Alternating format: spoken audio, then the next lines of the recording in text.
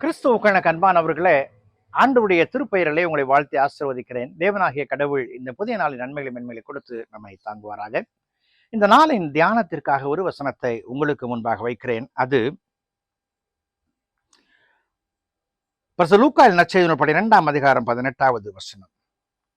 நான் ஒன்று செய்வேன், என் களஞ்சியங்களை இடித்து பெரிதாக கட்டி எனக்கு விளைந்த தானியத்தையும் என் பொருள்களையும் அங்கே சேர்த்து வைப்பேன். அன்புக்குரியவர்களே, ஆண்டவர் அவரிடத்துல பல காரியங்களை கேட்க மக்கள் வந்த பொழுது, ஆஸ்தியை பிரித்து தர வேண்டும் என்று கேட்ட பொழுது, அவர் உலகத்தை குறித்தும் அதன் அதிபதிகளை குறித்தும் அவர் பேசும் பொழுது, இந்த உலகத்திலே ஆஸ்திகளை சேர்த்து வைக்க வேண்டாம் என்று மட்டுமல்ல, இதை விட்டு விட்டு இறைவனை தேட வேண்டும் என்பதை போதிக்கிறார். இங்கே ஒரு மனிதனை குறித்து ஆண்டவர் சொல்லும் பொழுது ஐஸ்வர்யமுள்ள மனிதன் என்று சொல்லுகிறார்.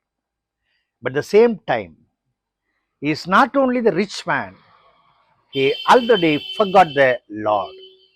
இறைவனை மறந்த ஒரு மனிதனாய் காணப்படுகிறான். உலக ஆஸ்தியின் நாட்டம் வந்த பொழுது உலகத்தை படைத்தவரையும், இந்த உலகத்திலே என்னை வளர்க்கிறவரையும், என்னை கொண்டு சாதிக்க விரும்புகிறவரையும் மறந்தவனாக அவன் காணப்படுகிறான். பாருங்கள், நான் என்ன செய்வேன், நான் ஒன்று செய்வேன், நான் அதிகமாக என் நிலத்தில விளைச்சல் வந்துவிட்ட அப்படின்னால ஒன்று செய்வேன், என் களஞ்சியங்களை இடித்து அதை நான் எப்படியெல்லாம் நான் மேற்கொள்ள முடியுமோ அப்படியெல்லாம் செய்வதற்கு பாதுகாக்க நான் முற்படுவேன். அன்புக்குரியவர்களே, வேதம் சொல்லுகிறது, ஒருவனும் 2 எஜமானுக்கு ஊழியம் செய்ய முடியாது. மத்தேயு நற்செய்தி நூல் 6ஆம் அதிகாரம் 24வது வசனத்தில் 2 எஜமான்களுக்கு ஊழியம் செய்ய ஒருவனாலும் கூடாது, ஒருவனை பகைத்து மற்றவனை சிநேகிப்பான், அல்லது ஒருவனை பற்றி கொண்டு மற்றவனை அசட்டை பண்ணுவான். தேவனுக்கும் உலக பொருளுக்கும் ஊழியம் செய்ய உங்களால் கூடாது. இந்த செல்வந்தன் அல்லது ஐஸ்வர்யவான் களஞ்சியத்தை இடித்து கட்ட நினைத்தவன் கடவுளை மறந்து விட்டான். அவர் ஆகாயத்து பறவைகளை பாருங்கள் என்று சொன்ன உதாரணத்தை மறந்து விட்டான்.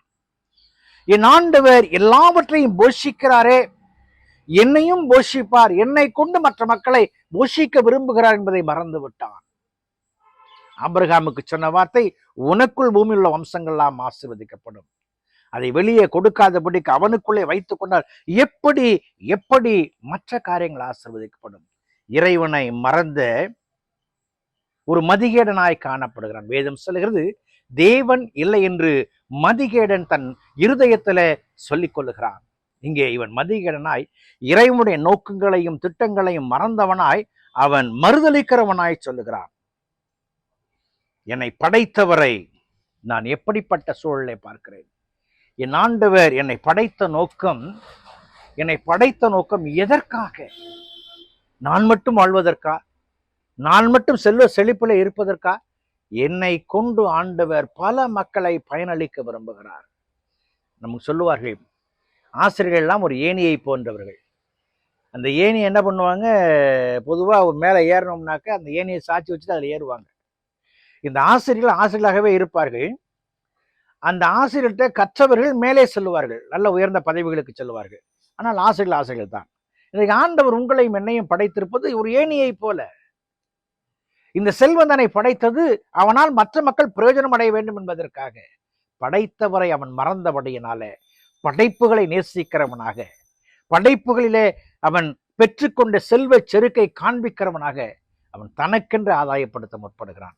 அன்புக்குரிய விசுவாசியே, இன்றைக்கு நீங்களும் நானும் நமக்காக அல்ல, நம்மை படைத்த ஆண்டவர் நம்மை கொண்டு ஆற்ற விரும்புகிற பணிகளுக்கு நம்மை அர்ப்பணிப்போம் என்று சொன்னால், கடவுளை மறக்காத நிலை வரும் என்று சொன்னால் மற்ற மக்களுக்கு வாழ்வு கிடைக்கும்.